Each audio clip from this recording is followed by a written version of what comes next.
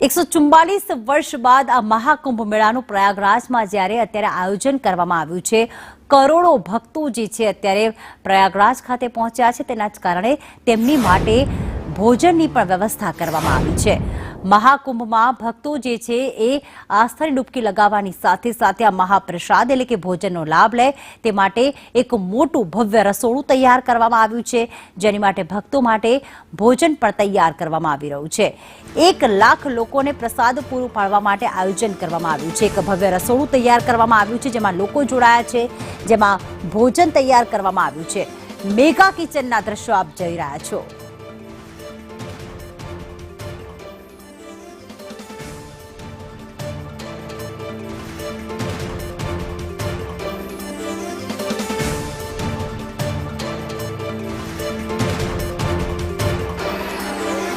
મહાકુંભમાં આવતા જે પણ શ્રદ્ધાળુઓ છે તેમને ભજન, ભોજન અને ભક્તિ જો ત્રણેય એક સાથે મળી જાય તો તેમનું અહીંયા આવવાનું સફળ થયું હોય તેવું મનાય છે। હવે એવા અનેક પંડાલો, અલગ અલગ પંડાલો બનાવવામાં આવ્યા છે કે જ્યાં તેમને ભજન, ભોજન અને ભક્તિ કરવા મળી રહી છે। એમાંના જ એક પંડાલમાં જે સેક્ટર 19માં આવેલું છે તેમાં અમે આવેલા છે કે જ્યાં દિવસ દરમિયાન લગભગ 1 લાખથી 2 લાખ જેટલા લોકો જે છે તે અહીં ભોજન ગ્રહણ કરે છે, ભજન કરે છે અને પોતાની ઈચ્છા પ્રમાણે અહીંયા ભક્તિ કરતા જોવા મળી રહ્યા છે। અહીંયા જે રસોડું છે આ પંડાલનું તેમાં અમે આવ્યા છીએ અને ત્યાં આપ જોઈ રહ્યા છો કે મોટી સંખ્યામાં જે સેવકો છે તે અહીં સેવા કરતા જોવા મળી રહ્યા છે। કેટલાક લોકોને શાક સમારવાનું કામ આપવામાં આવ્યું છે, કેટલાક લોકોને અન્ય કામો સોંપવામાં આવ્યા છે જે તેમના નિયત કામો છે તે કરતા અત્યારે જોવા મળી રહ્યા છે। અને સાથે આ રસોડાની અંદર જે વાસણો રાખવામાં આવ્યા છે તે પણ એટલા મોટા રાખવામાં આવ્યા છે કે જે બધા જ લોકોને પહોંચી વળે, એટલે કે એક સાથે વધારે લોકોને ભોજન મળી રહે તે માટેના વાસણો જે છે તે અહીં રાખવામાં આવ્યા છે। મોટા મોટા વાસણોને અહીંયા એક ટ્રેક બનાવવામાં આવ્યો છે, જે ટ્રેક મારફતે એક જગ્યાએથી બીજી જગ્યાએ લઈ જવામાં આવ્યો છે, કારણ કે એટલા વિશાળ માત્રામાં અહીંયા ભોજન જે છે તે બનાવવામાં આવે છે।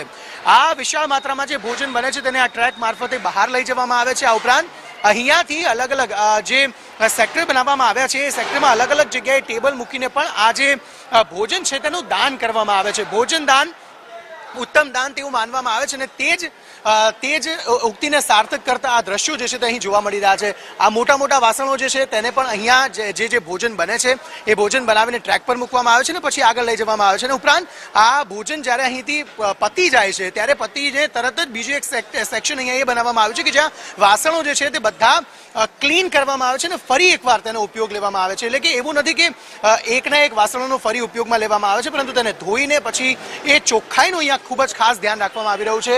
અહીંયા રોજબરોજ જે મેન્યુ હોય છે તે પણ ચેન્જ કરવામાં આવે છે અને શ્રદ્ધાળુઓને કોઈ પણ તકલીફ ન પડે તેનું પણ ખાસ ધ્યાન રાખવામાં આવે છે। એક બીજી વસ્તુ અહીંયા એ પણ છે કે અહીંયા ચૂલા પર તો ભોજન બને છે, પરંતુ અહીંયા જે આવનાર સેવકો છે તે હાઈલી સ્કિલ્ડ સેવકો છે। કોઈ આઈઆઈટીમાં ભણેલું છે અથવા તો ભણી રહ્યું છે અથવા તો આઈઆઈએમમાં ભણી રહ્યું છે અથવા તો કોઈ એવી યુનિવર્સિટીમાં ભણી રહેલું વ્યક્તિ છે અથવા તો ભણાવનાર વ્યક્તિ છે કે જે અહીંયા આવીને સેવા આપે છે। અને દિવસ દરમિયાન જ્યાં સુધી આ મેળો ચાલવાનો છે, એટલે કે 26 ફેબ્રુઆરી સુધી, ત્યાં આ જ પ્રકારની સેવા જે છે તે અહીંયા જોવા મળનાર છે।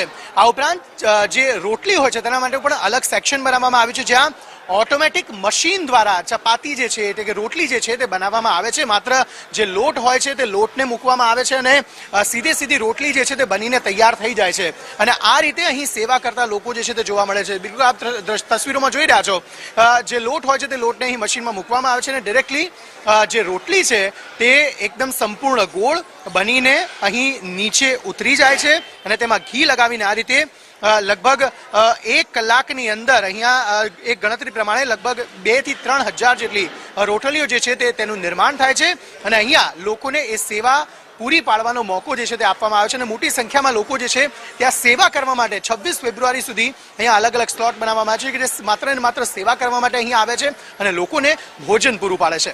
કેમેરામેન વિજય ભરવાડ સાથે હું અંકિત મહેતા, સંદેશ ન્યૂઝ, પ્રયાગરાજ।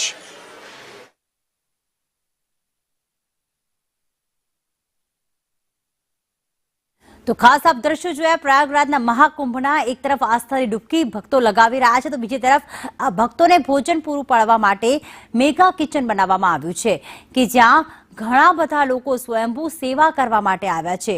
પોતાનું ભણતર પોતાની નોકરી ધંધો છોડીને અહીંયા મહાકુંભમાં સેવા આપવા માટે આવ્યા છે.